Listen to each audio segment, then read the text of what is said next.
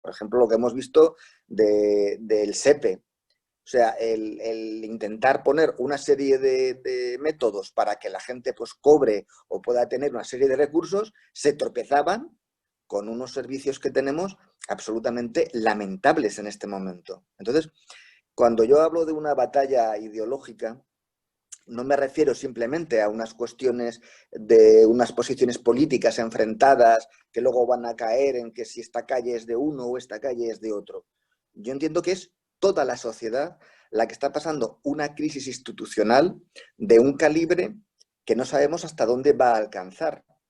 Entonces, creo que estamos llegando a esos puntos peligrosos ya, peligrosos en los que lo que es el conjunto de la ciudadanía va a desconfiar de una manera muy amplia de cómo funcionan las instituciones y de qué necesidad tenemos de ellas y de si nos solucionan realmente la papeleta.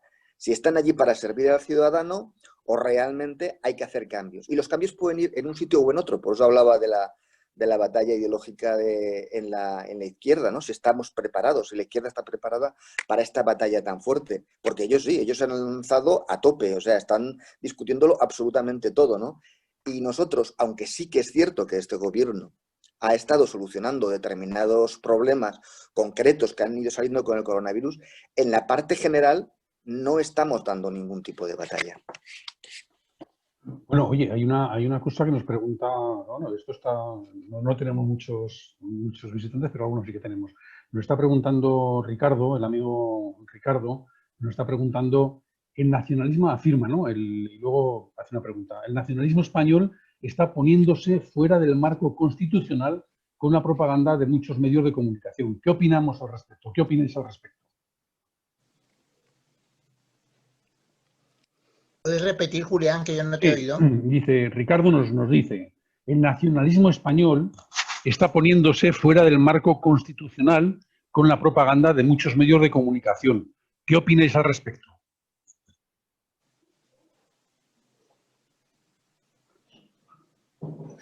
Pues que con el respaldo que tienen detrás es bastante normal que se lancen en esta batalla, porque no tienen nada que perder. Ellos están en la oposición, se pueden lanzar hacia el gobierno y encima, bueno, pues como se está viendo, tienen la judicatura, a los aparatos del Estado detrás que les están sirviendo, con lo cual no les veo que tengan muchos problemas ellos. José Luis, ¿vas a decir algo? José Luis. Sí, José Luis, ibas a decir algo. José Luis, se ha congelado. José Luis, ¿ibas a decir algo? Sí, sí. Bueno, yo primero, como uno se educó como se educó, sigue pensando que la economía está detrás de muchas cosas. Y evidentemente en este caso, en que los medios de comunicación pertenecen a las empresas del IBEX 35, a algunas empresas del IBEX 35, y algunas empresas del IBEX 35 pertenecen a su vez a fondos americanos, como el BlackRock. Bueno, pues hay que pensar un poquitín mal, es decir, ¿qué interesa realmente a la economía? ¿Qué interesa realmente a las grandes empresas? Y yo creo que en estos momentos lo que se está dilucidando es la participación en el dinero que va a venir de Europa. El dinero que va a venir de Europa viene ya dirigido a determinadas cosas que interesan evidentemente a las grandes empresas. Teóricamente debe tener una parte importante, porque así nos lo pidió la Unión Europea, para favorecer a las pymes. Pero realmente es muy difícil que seamos capaces de invertir en 3 años mediante canales que lleguen a las pymes, porque no estamos acostumbrados a ello. Los fondos europeos se han aplicado, bueno, los fondos agrícolas vienen con nombre y apellidos en un 70%, con lo cual no hay ningún problema, pero el resto se ha hecho en grandes proyectos que favorecen a grandes empresas. Y en estos momentos yo creo que también ellas están jugando ese juego, que están realizándose avances muy grandes en acuerdos con el gobierno y que entonces, en función de cómo van esos acuerdos o desacuerdos en la negociación de qué va a pasar con esos fondos, que es muchísimo dinero, se presiona más o menos a través de los medios de comunicación y se nos mandan mensajes bastante intoxicados. En estos momentos es posible que a la derecha a nivel mundial le pueda interesar incluso hasta abandonar la democracia. Puede ser. Yo sé que me consta que hay grupos de presión importantes que piensan así. Pero evidentemente a la derecha española en estos momentos no le conviene nada abandonar nada de este tipo, por lo menos en los 3 o 4 años en que lleguen los fondos europeos, porque significaría una pérdida de negocio tremendo para ellos. Entonces, no nos dejemos llevar por lo que nos intoxican, por los medios de comunicación nos están intoxicando. No sé si os fijasteis que hace 15 días en que apareció alguna noticia en la prensa económica en la que se estaba avanzando en los acuerdos, en concreto la SER y el grupo Prisa en general, que sabéis que pertenece en un buen tanto por ciento al Banco Santander, por lo menos el Banco Santander maneja bastante los fondos, lo que hay detrás de él, de pronto giró totalmente y empezó a apoyar al gobierno. Después creo que son vaivenes en los cuales están de acuerdo en función de cómo van las negociaciones por detrás económicas de esa manera. Y creo que de nuevo vengo a decir lo mismo, es decir, creo que nuestro mensaje se debe centrar en salud y economía, porque lo contrario es hacerle de alguna manera el juego a esta gente y yo me niego a hacerles el juego.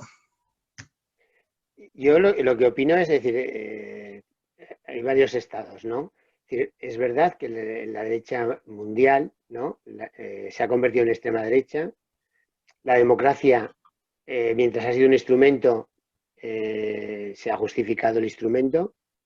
La derecha española, que no reconocía la Constitución antes del 78, acaba utilizándola como una arma también, es decir, la utiliza cuando quiere y cuando no. Es como, yo la comparo, es decir, es un equipo de fútbol que juega al límite del reglamento y siempre que puede se sale, porque está más cómodo saliéndose del reglamento, en este caso de la Constitución.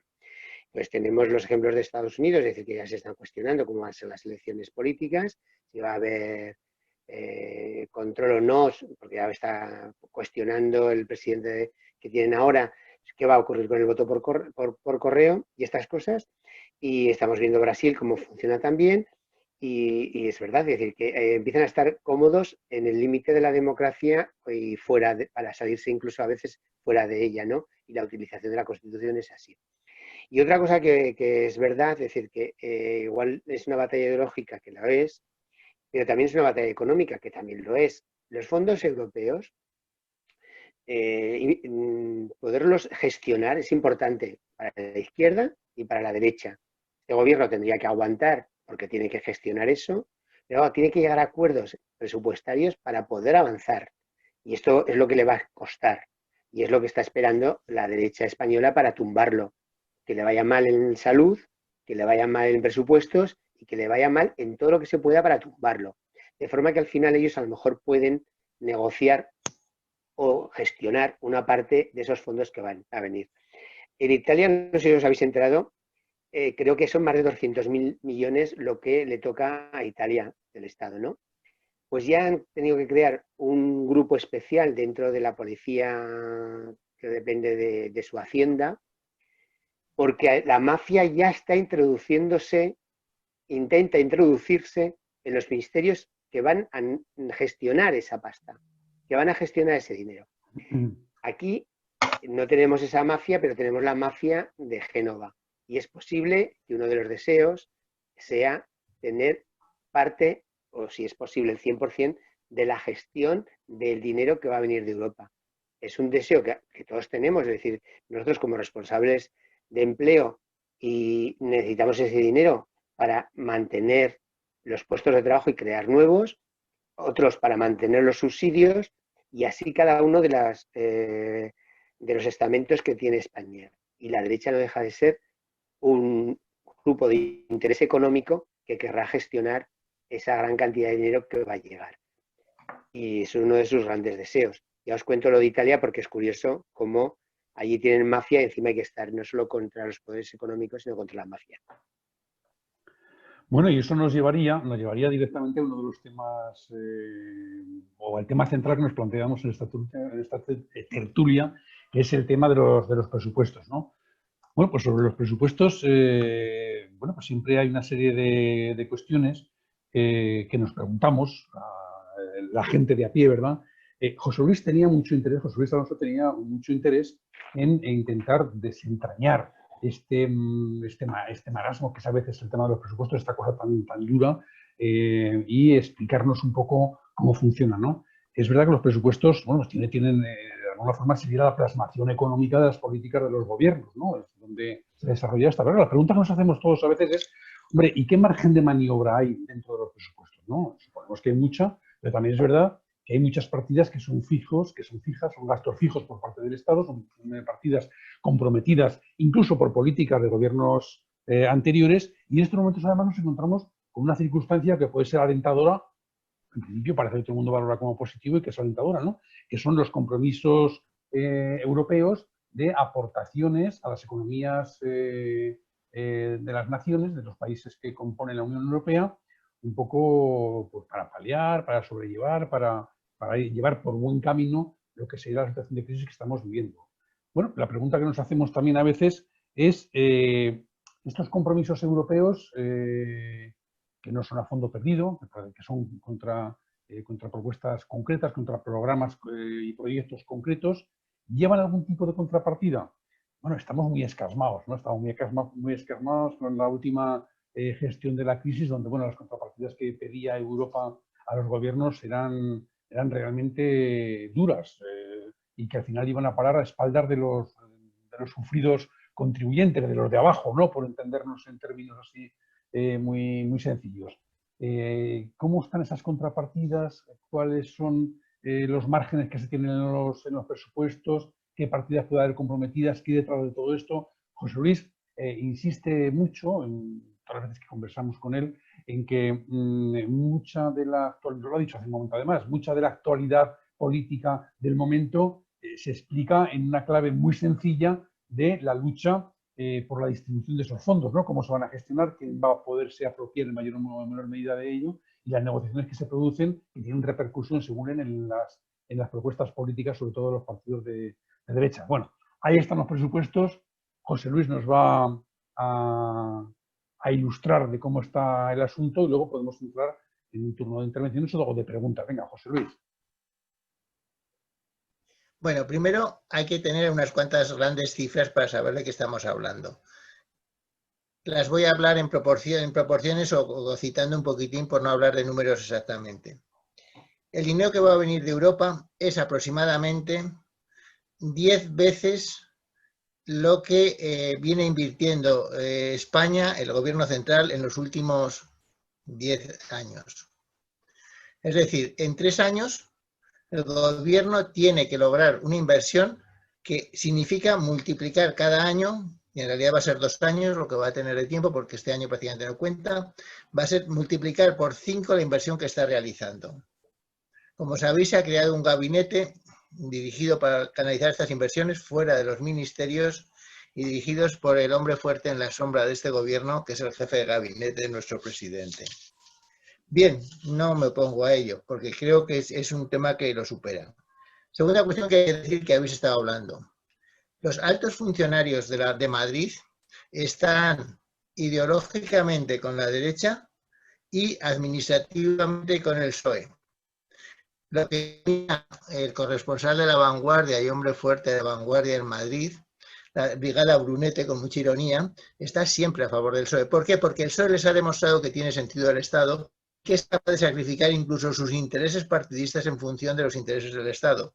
Y saben que, por contra, el Partido Popular nunca ha sido Estado directamente, como se está viendo en lo que estábamos comentando antes, hasta los temas policiales, los ha manejado totalmente, aunque arrastrase por el barro a los funcionarios y las instituciones públicas.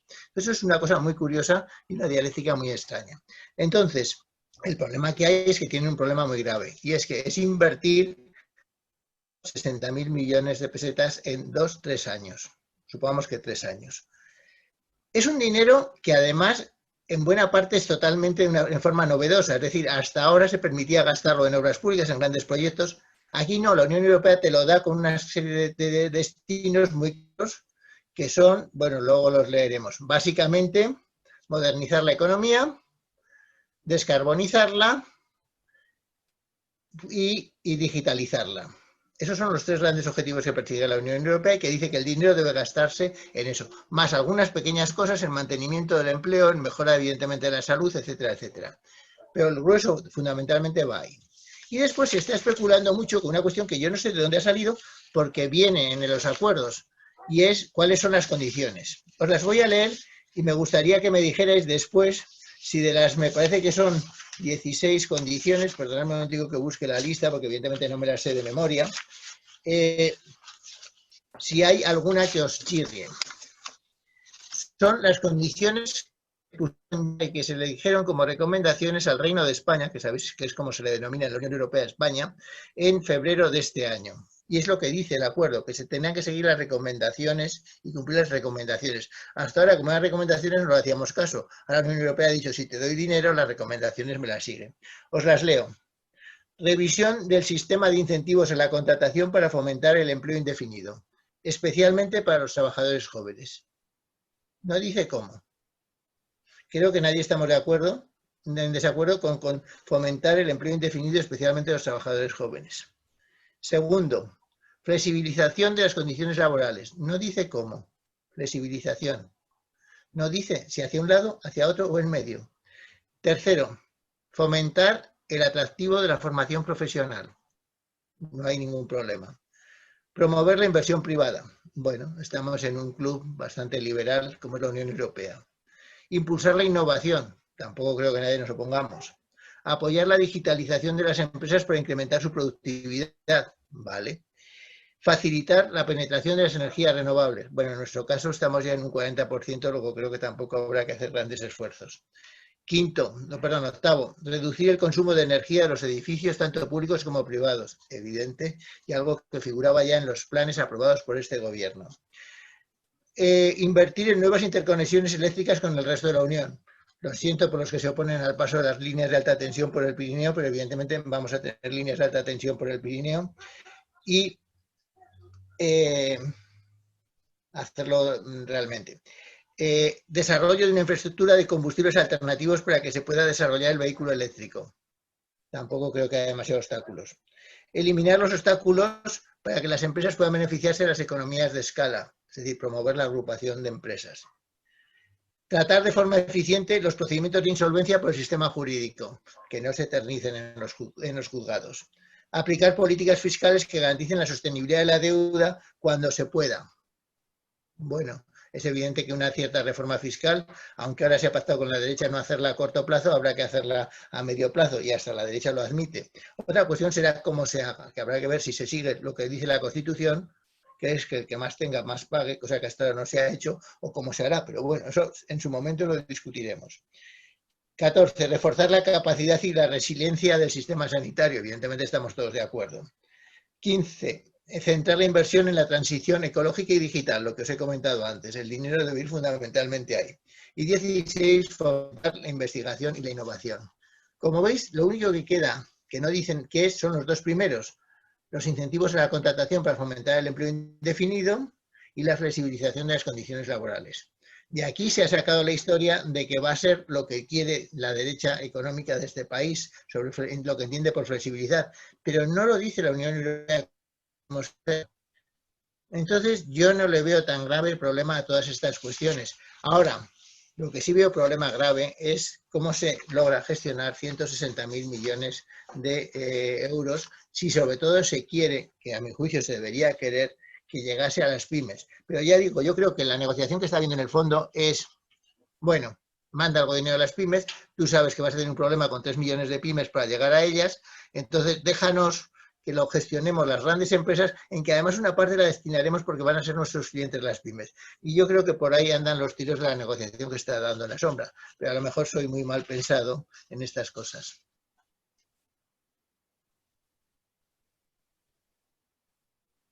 ¿Qué opináis?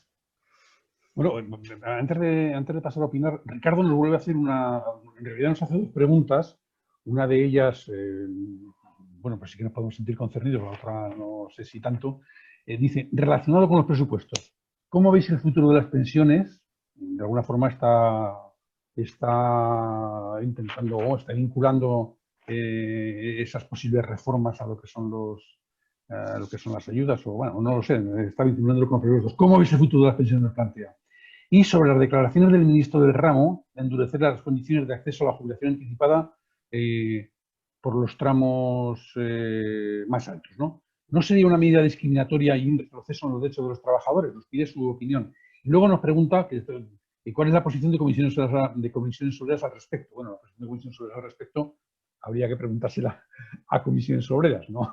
Esta tertulia nos representa, independientemente del carnet que llevemos en el bolsillo, nos representa, no somos portavoces de Comisiones Obreras, ¿no? Pero, en fin, nos pregunta que relacionado con el presupuesto, yo creo que la pregunta fundamental es cómo vemos el futuro de las pensiones.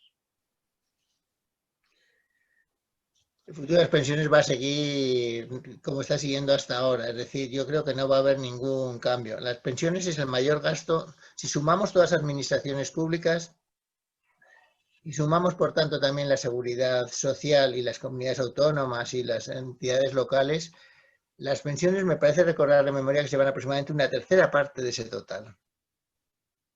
Y ha ido creciendo en los últimos años y si vemos la pirámide de población va a seguir creciendo.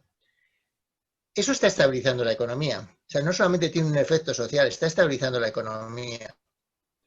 Desde que empezó la crisis en el 2008, porque no hemos salido nunca de la crisis del 2008, desde que empezó la crisis del 2008, el mayor reparto social que se ha hecho ha sido a través de las pensiones, que han crecido unos del orden de 70 o 80 mil millones a 140 mil en estos momentos, 135 mil si mi memoria no me falla, pero vamos, de ese orden. Esa ha sido la mayor transferencia social que se ha hecho. Y gracias a esa transferencia social han sobrevivido muchísimas familias con la pensión del abuelo o de la abuela.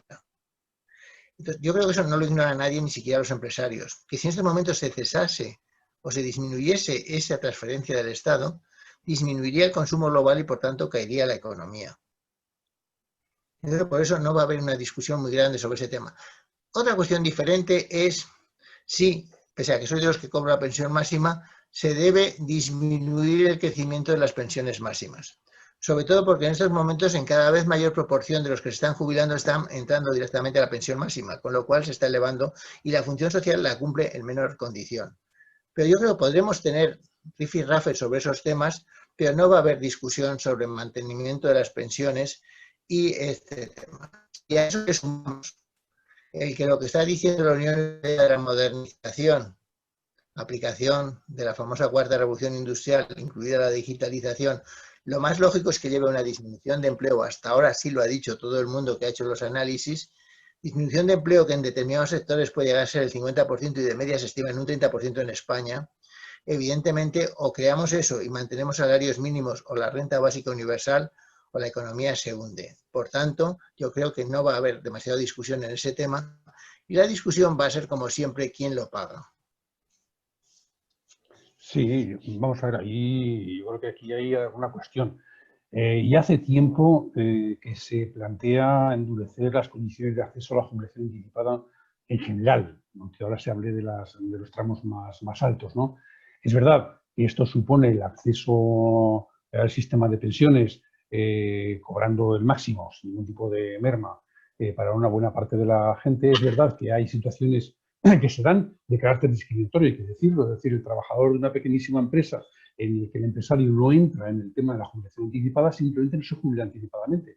Sin embargo, en empresas más potentes, donde hay una negociación colectiva más potente, donde las empresas lo pueden permitir, recordemos que ya se endurecieron las condiciones para las jubilaciones anticipadas, pues sí que pueden hacerlo. Por lo tanto, bueno, hay una situación que sigue en cuestión, se sigue profundizando en el debate.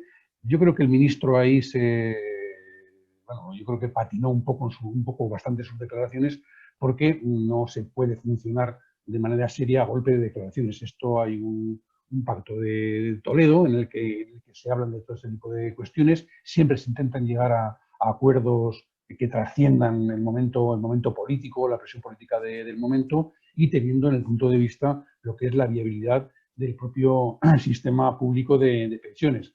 Aunque es verdad que el sistema público de pensiones no solamente se puede mirar, pues bajo mi punto de vista, desde la óptica del gasto, sino que hay que mirarlo también desde la óptica de los ingresos. Es decir, si con las cotizaciones no es suficiente durante un periodo determinado de tiempo, ¿no?, en el que opera esa pirámide de la población, pues bueno, pues si no se puede cubrir con cotizaciones, pues habrá que ir seguramente a aportaciones de los presupuestos del Estado y de qué forma eso se compensa, pues fundamentalmente por vía impuestos, ¿no? Yo creo que esa sería un poco aunque es un tema que eso nunca ha gustado a los sindicatos, ¿eh? Los sindicatos, por lo menos Comisiones Obreras, siempre planteaba que había que buscar la viabilidad dentro de lo que es el propio sistema y no depender del presupuesto del Estado. Pero yo creo que al final, aunque sea de una manera transitoria durante algunos años, mientras tenga efectividad todo esto de los baby booms, ¿no? Y el acceso de mucha gente, y como decía también José Luis, con pensiones máximas, muchos de ellos, y con una carga fuerte para el sistema,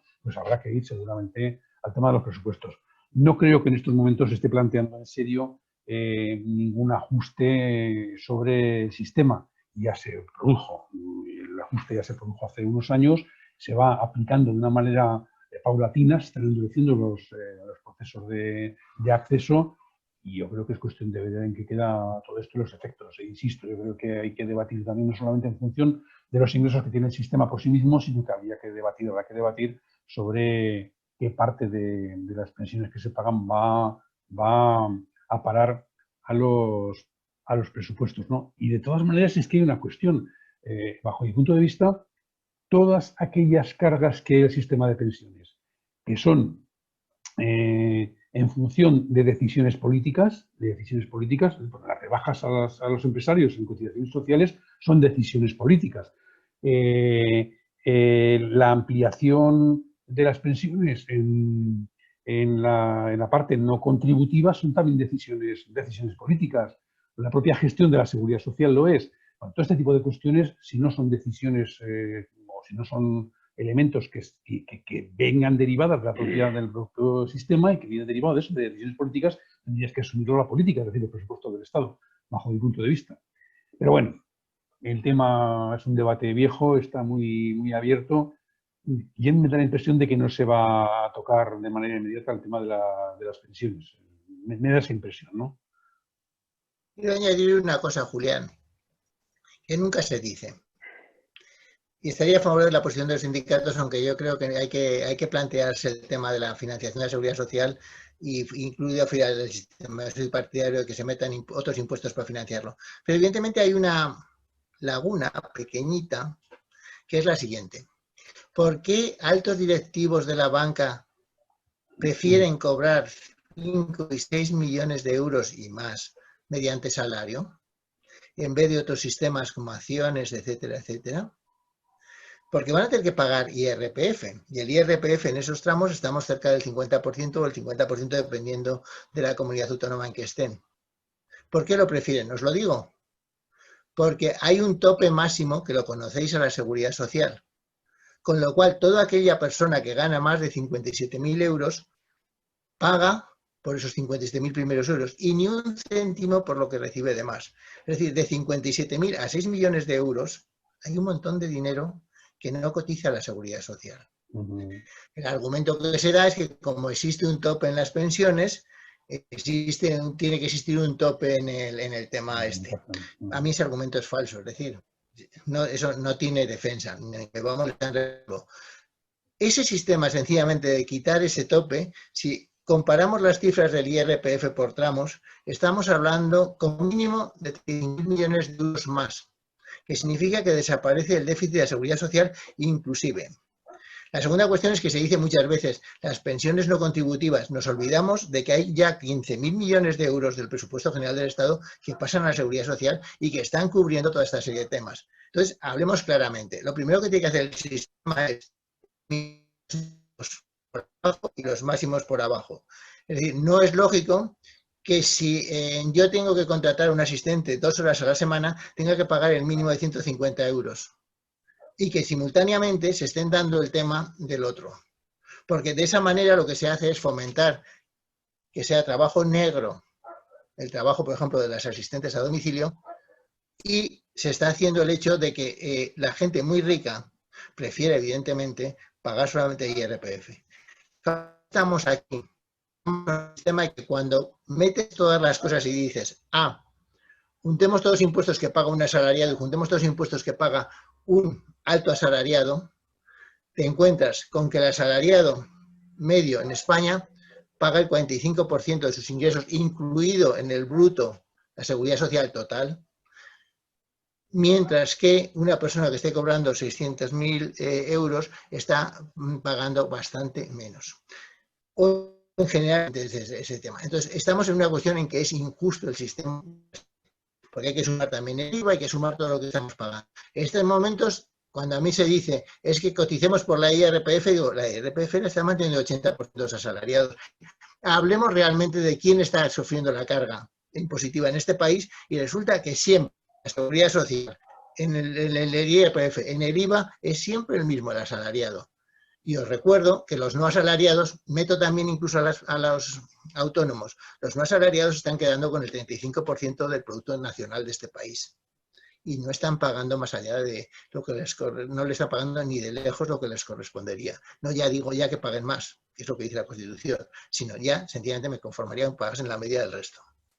Muy interesante, José Luis. Mira, Isidro Pradal, el Muy compañero bien. Isidro Pradal García, nos hace un comentario, ¿no? Dice, las pensiones, como la sanidad, son bocados exquisitos para los bancos, por consiguiente, es prioritario su defensa. Pues, ¿qué podemos decirle a Isidro más que tiene razón, ¿no? Isidro, tienes razón. Tienes razón. Muy bien. ¿Alguna cosa que apostillar? Es que está muy bien, José Luis. Yo lo que me gustaría es que resaltar dos cuestiones. Didi. Juan Carlos. No, que simplemente que así está muy bien, está muy bien explicado. Que el viejo debate, es decir, que al final, como dice además Isidro, donde hay mucha pasta y mucho deseo de dar bocados, ¿no? Es así. Es verdad, y este debate con el ministro tuvo una contestación, yo creo que la compartimos, es que el fondo de verdad de pensión, de lo que se contribuye de pensión, está pagando más cosas que las pensiones. Y eso es otro problema que tiene el sistema.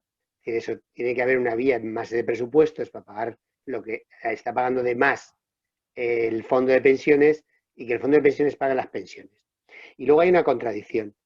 Y la ministra lo comentó y se le echaron encima todos los expertos diciendo que eso no era verdad. Es que si hay gente que se alarga la vida laboral, los jóvenes no entran. Y es una contradicción con el punto 1 que nos ha dado Europa como condición. Hay que hacer indefinidos a los jóvenes. Para hacer indefinidos a los jóvenes tiene que haber un hueco en la empresa. Si no tenemos gente jubilada, no tendremos el hueco en la empresa. Y en algún caso se dará que pueden compatibilizarse, pero en general hay que dejar el hueco y el hueco solo deja la jubilación. Y es una realidad. No podemos estar, aunque alarguemos la vida, permanentemente trabajando, porque si no, con las nuevas tecnologías y la ocupación de la gente más mayor en la fábrica o en la empresa, va a ser muy costoso que los jóvenes se incorporen al mercado de trabajo de forma indefinida. Siendo nómadas como son ahora y puteados, pues es fácil. Pero siendo indefinidos como nos pide Europa, es muy complicado si alargamos la vida laboral de los mayores. Sí, José Luis, ¿qué es lo que nos querías contar? Yo tengo mucho miedo. O sea, yo estoy de acuerdo en que la jubilación debería ser obligatoria a los 65 años, no antes ni después. Porque yo también estoy en desacuerdo que la jubilación obligatoria sea, no sé si estamos 65 o 66 con ese tema de lo que estamos avanzando, ya no sé en qué momento estamos, pero que la jubilación es los 2 años y pico, que es lo que estaba diciendo el ministro. Eso es intolerable totalmente. Y simultáneamente lo que también me da mucho miedo es que cuando se dice que se jubilen los mayores porque así habrá puestos, se olvida de que los puestos serán para los robots y para la digitalización.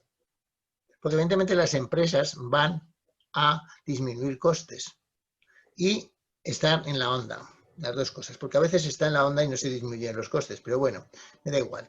El hecho cierto es que esta cosa la van a hacer así. ¿Qué es lo que realmente podemos hacer? Pues yo creo que hay que plantear una de las cuestiones si es toda revolución, las que ha habido anteriormente, la revolución del carbón, etcétera, etcétera, llevó siempre a una disminución del horario de trabajo. Más pronto, más tarde, más no sé qué. Aquí nos tenemos que plantear una disminución del horario de trabajo. Yo siempre he hecho mis números siguiendo una teoría que es la del Pequeño Príncipe. No sé si recordáis que el Pequeño Príncipe una de las veces le ofrecen pastillas para quitar la sed Entonces, como el ir a la fuente supone un cierto tiempo al día, pues las pastillas al cabo de la semana, no me acuerdo cuánto le suponen que va a tener 2 horas más o no sé cuánto le dice el Pequeño Príncipe. Entonces el Pequeño Príncipe se queda pensando y dice, si yo tuviese 2 horas más, iría muy despedido a beber a la fuente. Es decir, al final es una de las cuestiones que tiene que hacer y se tiene que hacer. Si se quiere mantener la demanda, y los empresarios deben querer mantener la demanda porque si no se van a hundir todos, evidentemente hay que hacer 2 cosas. Uno, disminuir la jornada de trabajo y 2, hay que hacer sistemas de distribución salarial que no sean vía fordiana, que existieron ya antes y que existen ahora. Y tercero, hay que tener en cuenta una de las cuestiones de las que nunca se habla en los sindicatos y que ya es hora de que empecemos a hablar siempre. Es el tema de que hay una serie de trabajos que no son empleo, porque son trabajos de cuidados, etcétera, etcétera. Y que de acuerdo con los estudios que se han realizado por una persona tan competente como es María Ángeles Durán, pues representan un tanto por ciento del PIB muy alto, del PIB oficial. Sí, sí. Entonces, esas cuestiones las tenemos que tener, nos tenemos que plantear el tema de hacia qué sociedad vamos. Y os diré una de las cosas divertidas. Esto se lo planteó Keynes en un librito precioso hace 100 años ahora mismo. Bueno, va a hacer 100 años dentro de poco, que es algo el futuro o el porvenir de nuestros nietos o algo así. Y él acerta totalmente en su pronóstico. Dice, como de la esencia del capitalismo es ahorrar una parte importante e invertirla en mejoras en la empresa, en tecnología, en máquinas, etcétera, la productividad va creciendo en forma geométrica. Por tanto, en 100 años, y efectivamente la productividad ha subido muchísimo, muchísimo. Entonces sobrará mano de obra, que es lo que nos va a ocurrir. Dice, y habrá que distribuir de nuevo la renta de otras maneras y la sociedad se tendrá que acostumbrar a, de nuevo, pensar qué hace con el tiempo libre. Yo creo que nos deberíamos ser capaces de empezar a responder a esas cuestiones, porque por ahí va el tema, y no por el mantenimiento de frases, que por ejemplo me ha horrorizado también que se siga diciendo por parte de los sindicatos que no hay contribución del Estado a la seguridad social. Perdón, hay 14.000 millones que se pasan todos estos y que suponen aproximadamente las contribuciones, las no contributivas. Entonces, se puede decir que se haga más o menos, pero lo que pasa es que tomemos de nuevo todas las riendas y sobre todo supamos una de las cuestiones. El año 2030 no vamos a estar donde estamos ahora. Y ahora voy a echar un cable a favor de la Unión Europea y de este gobierno. Afortunadamente, hay bastantes planes ya hechos, que yo no sé por qué no se les ha dado publicidad, sobre la adaptación a la Agenda 2030 de Desarrollo Sostenible aprobada casi por unanimidad. Luego hay 7 países que se salieron de ella, entre otros Estados Unidos. Pero fue aprobada en su momento casi por unanimidad en la ONU. El tema de los acuerdos de París de descarbonización, que la Unión Europea se ha fijado el tema y está empeñado, y me parece muy bien, en que el año 2050 no dependamos del carbono, es decir, del petróleo y del carbón. Y de eso tenemos también planes. Y de la digitalización tenemos también un plan ya hecho por este gobierno. Y es curioso que de eso no estamos debatiendo. Y es de lo que deberíamos estar debatiendo, porque eso es lo que entiendo yo. He dicho salud y economía. De economía entiendo que ese es el tema. Y a mí el tema de los presupuestos me resulta relativamente despreocupado. Con el dinero que hay, el problema que hay en Europa es cómo lo vamos a gestionar. El otro tema ya lo mejoraremos. Y el tema de conseguir el dinero y los fondos europeos se puede conseguir sin subir los impuestos, sino sencillamente haciendo que paguen los que hasta ahora no pagan. Es más sencillo. Bueno, lo de más sencillo no. Más justo sí. Más justo. ¿Qué opináis? Sí. Sí, No, vamos a ver, hemos entrado en un tema realmente apasionante, ¿no? Que es el tiempo de trabajo, del cual también se viene discutiendo hace tiempo, ¿no? A mí me gusta a veces contar una anécdota muy de dentro del movimiento obrero. En los años 70 había unas huelgas tremendas en el sector de construcción en el que yo estaba en aquel momento, y bueno, se solicitaba en el convenio colectivo de la construcción en Zaragoza y bueno, en el resto de los convenios, el pasar de las 45 horas, pasar a las 40 horas por convenio, ¿no? Pues bueno, que era una lucha importante y era una reivindicación en aquel convenio, vamos, fundamental. Yo recuerdo que algunos delegados de comisiones obreras, en una asamblea de estas constitucionales que había, levantaban la mano y decían, oye, ¿por qué no hacemos una cosa? ¿Por qué en vez de reivindicar las 40 horas a la semana, no reivindicamos las 45, seguimos trabajando las 45, pero que nos paguen 5 como extraordinarias, decía, ¿no? O sea, es decir, la verdad es que valoraban valoraban muy poco el tiempo libre y les apretaba mucho más la presión, digamos, del salario, ¿no? Es verdad que va a ser una necesidad del propio sistema el proceder a la distribución del trabajo. En definitiva, se hace a través de la reducción. Pero es verdad que no va a ser fácil y es verdad que para eso y ahí voy a echar un cable a los sindicatos, ¿no? Habrá que reforzar inevitablemente el tema de la negociación colectiva. Sin negociación colectiva, sin fuerza de los sindicatos en las empresas, no solamente grandes, sino fundamentalmente también en las pequeñas y medianas empresas. No hay que olvidar que nuestro país es un país de pequeñas y medianas empresas, ¿no? En el que, bueno, sin esta tarea sindical, sin ese refuerzo de la negociación colectiva que se extienda y que aplique, va a ser muy, muy complicado hablar de reducción de jornada. Sin unos salarios mínimamente dignos, bueno, los salarios en este país en una gran medida son miserables, ¿no? Estabais hablando de la cantidad de gente que se jubila con lo que es la pensión máxima, pero no veis la cantidad de gente que se está jubilando con pensiones también miserables, fruto de salarios miserables y de escasas cotizaciones a lo largo del tiempo, ¿no? Bueno, sin resolver estos problemas de una manera simultáneamente, sin hablar también de recualificar a la gente, una de las cosas que va a llevar la digitalización y la profundización de las nuevas tecnologías y la nueva revolución esta que se habla industrial, en la que, bueno, se va a sustituir mucha mano de obra, es que no sé si tanto se va a suprimir mano de obra, que sí, sino que se va a reubicar mano de obra. Tendremos a muchos robots, por simplificarlo mucho, y mucha tecnología y mucha informática en las empresas, pero vamos a necesitar trabajadores y trabajadoras que estén muy cualificados para poder hacer el mantenimiento de todo esto. Va a haber una reubicación. Esto va a requerir también políticas de formación muy, muy intensas para intentar que el máximo de la gente tire adelante y que el menos de la gente posible se quede atrás, ¿no? Sin beneficiarse, digamos, de lo que es estos nuevos retos que tenemos por delante. Por lo tanto, el tema complejo no se va a resolver solamente con medidas políticas, porque es verdad que la economía, sobre todo la economía, una buena parte de la economía sumergida, pero también una buena parte de la economía de las pequeñas y medianas empresas, pues no responden muy bien a veces a la legislación y que, bajo mi punto de vista, tiene que haber sindicatos potentes para que vayan empujando también en esa dirección.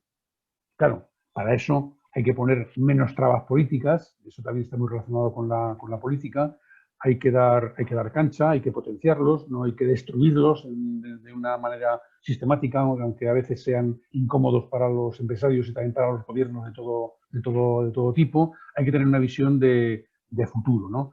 La solución no está solamente en la política, está también en la sociedad, está en los agentes sociales y por ahí hay que tirar. Además, en nuestro país los agentes sociales tienen una larga tradición de negociación y de pactos sociales bueno, de los que además están dando ejemplo en los últimos tiempos, pudiendo llegar a acuerdos con una ministra nada más y nada menos que comunista, ¿verdad? Y sin ningún tipo de problemas.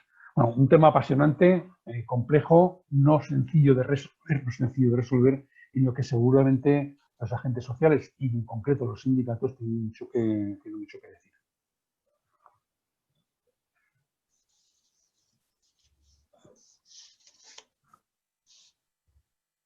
Yo estoy de acuerdo.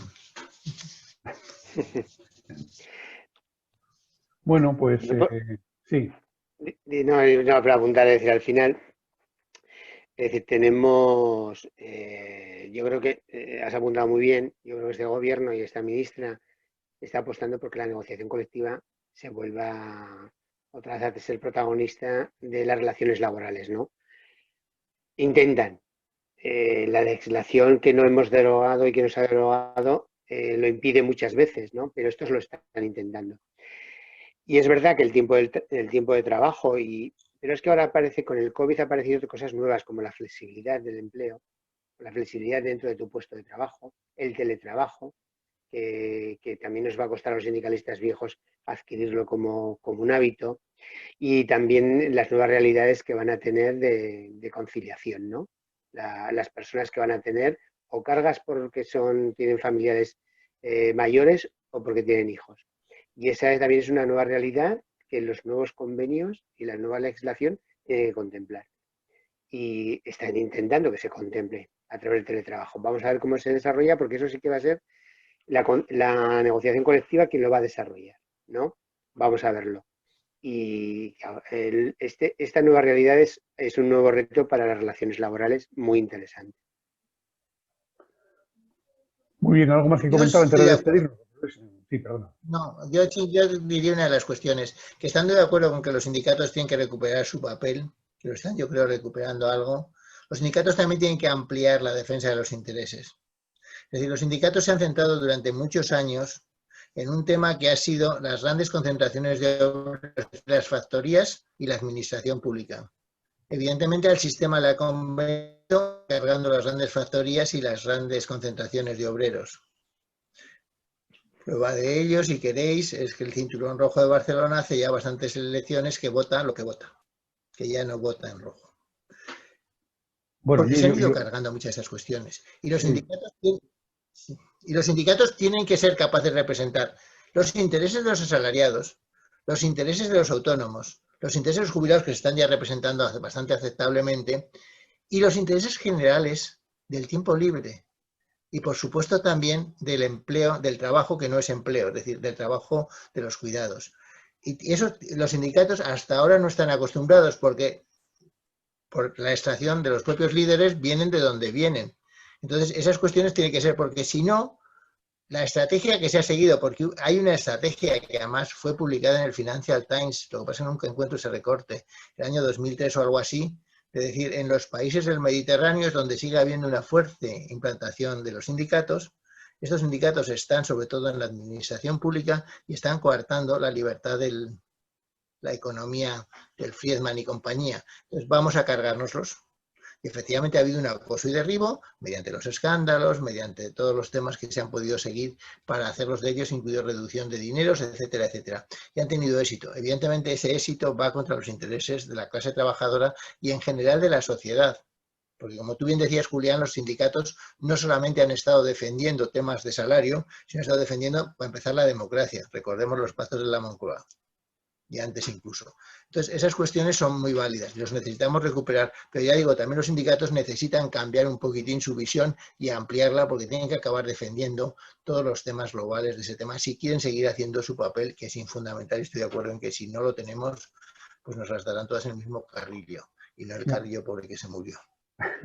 Ya, pero fíjate, yo ahí tengo que disentir bastante de lo que estás planteando, ¿no? Además creo que con bastante conocimiento de causa desde dentro, ¿no? Viéndolo desde dentro.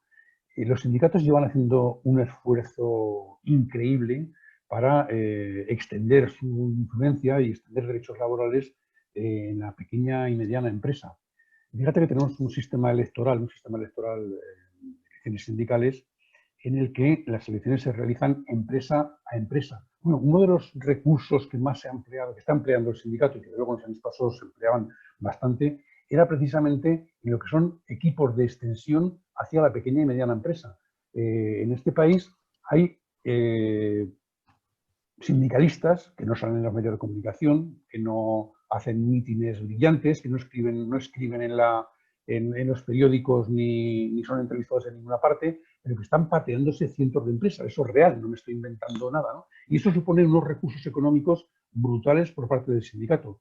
A veces utilizando horas sindicales de las empresas grandes y la mayor parte de las veces contratando a gente y gastando una buena parte de la cuota de los afiliados en la contratación de estas personas que luego se patean las empresas. El esfuerzo que se realiza en llegar a las pequeñas empresas es brutal.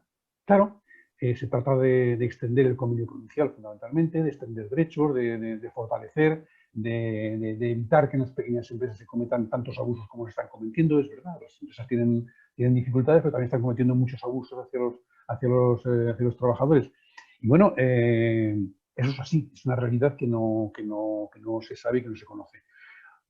Los sindicatos en nuestro país tienen un marcado carácter sociopolítico. No solamente están en los grandes tajos o en la administración pública, que es lo que más puede conocerse, sino que se preocupan de todos los elementos de carácter sociopolítico. Y creo que lo están haciendo, por lo menos dentro de sus limitaciones, bastante bien, o por lo menos están haciendo enormes esfuerzos, ¿no? Pero claro, tú introduces una serie de elementos que es nada más y nada menos que el sindicalismo en el sector público. El sindicalismo en el sector público. Bueno, pues es verdad. Allí los estados, las administraciones, son los patronos. Y los sindicatos pues tienen que negociar con esos patrones que son las administraciones y que son los ayuntamientos, los gobiernos, tienen que negociar su día a día y esto genera complicaciones, crea muchas contradicciones en los propios sindicalistas entre lo que es la visión sociopolítica y global y de la buena gestión de las administraciones con lo que son las demandas que los trabajadores hacen en su propio centro de trabajo. Pero bueno, son contradicciones que tienen que resolver y sobre las que llevan debatiendo durante décadas, ¿no? Es un tema también muy complejo. Pero vamos, yo lo que no estaba de acuerdo contigo es sobre esa necesidad de que los sindicatos piensen en clave de pequeña empresa, piensen más en clave sociopolítico, porque creo que lo están haciendo. Lo que pasa es que los recursos son escasos, las cotizaciones, la afiliación no es tremenda en nuestro país, es importante, pero no es tremenda. E insisto que una buena parte de esos recursos que derivan de las cuotas de los afiliados van a parar precisamente a esos equipos de extensión que van a las pequeñas empresas, ¿no? Quizá nos tengamos que creer todos un poco más que de verdad que los sindicatos hay que fortalecerlos. Y también es verdad que tienen que hacer reflexiones muy profundas sobre cómo tienen que hacer las cosas. Y bueno, esas reflexiones tienen que llegar, y yo creo que llegan también a lo que es la administración pública. Bueno, aquí tenemos un sindicalista de la administración pública, ¿no? Que es Juan Carlos, igual nos puede contar un poco de cómo lo ve Sí, desde su trinchera. Vamos. yo, por no alargar mucho el debate, pero vamos a decir que, por un lado, el sindicato que conocemos, claro, tengo 60 años que acá recién cumpliditos, y era de los jóvenes de la generación más activa que construyó Comisiones Obreras, ¿no? El problema de mi sindicato, yo creo que también de la UGT, es que entusiasmamos como entusiasmó Podemos a una generación, y esta generación es la que ha mantenido la fidelidad de las siglas. Nos cuesta mucho enganchar a las generaciones jóvenes, más allá que trabajen o no trabajen en la pequeña empresa. La pequeña empresa y la muy pequeña empresa en España es una realidad. Pero la percepción, que es verdad que nos han agredido, pero la percepción que tienen y que yo tengo también, es que yo soy un poquito crítico, es que necesitamos reflexionar de cómo actuamos. Porque también se tira mucho de los recursos del sindicato en la administración pública, porque la buena negociación en la administración pública y la capacidad que tiene el patrono para bien y para mal, porque a veces para mal cuando te congelan el salario o te recortan el salario, es que te puede proporcionar muchos recursos sindicales. Esos recursos sindicales están muy bien vistos en el sindicato porque son fáciles de adquirir.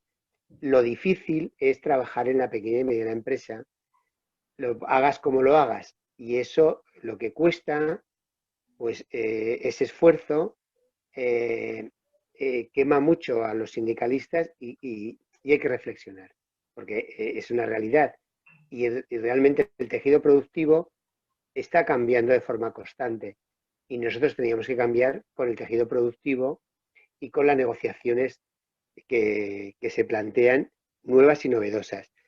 Y nos cuesta, yo creo que al sindicato, y no le cuesta a la CONFE, a la dirección del sindicato confederal, que es más abierta que muchos territorios y muchas secciones sindicales muy acomodadas al estilo antiguo, ¿no? Y sin embargo, es una reflexión.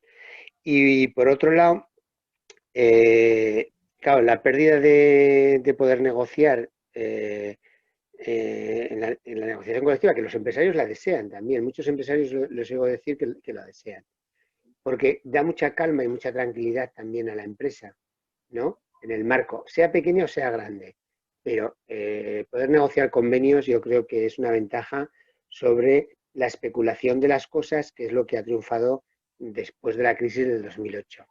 La especulación, y yo cuando analizo siempre el empleo, y esto es el COVID lo ha demostrado, otras cosas que ha demostrado es que es muy frágil, y es muy frágil porque se ha vaciado de industrialización y de innovación el tejido productivo. Se ha convertido todo en comercio y hostelería y turismo. Y eso es muy frágil. Está muy bien, es lo que nos ocupa el tiempo que tenemos de ocio cuando reducimos las jornadas laborales, pero no es algo que dé estabilidad al empleo ni a la economía, el tener tanta capacidad, falta de capacidad industrial. Entonces, esta es la reflexión que tenemos que hacer, que es muy interesante. Y la formación profesional, a mí, por ejemplo, las líneas que has comentado de que nos marca Europa, o la Agenda 2030, muy interesante también, que el COVID la está llevando a un lado, la está orillando. Creo que son muy interesantes. Luego es verdad que depende del gobierno cómo flexibilizará el empleo o no, dependerá de la letra pequeña de cada gobierno, ¿no? No sea lo mismo que lo haga un gobierno progresista que un gobierno no progresista. Es prioridad en los jóvenes. Cuando yo he visto esta mañana lo que aprobó ayer la conferencia sectorial, los jóvenes es una prioridad marcada ya en la agenda de la ministra, que es lo que marca Europa. Por lo tanto, ya hay que empezar a desarrollar, antes de que acabe el año, planes para jóvenes o planes para políticas activas de empleo. La ministra ya se está adelantando o está ya intentando imponer a las comunidades autónomas la agenda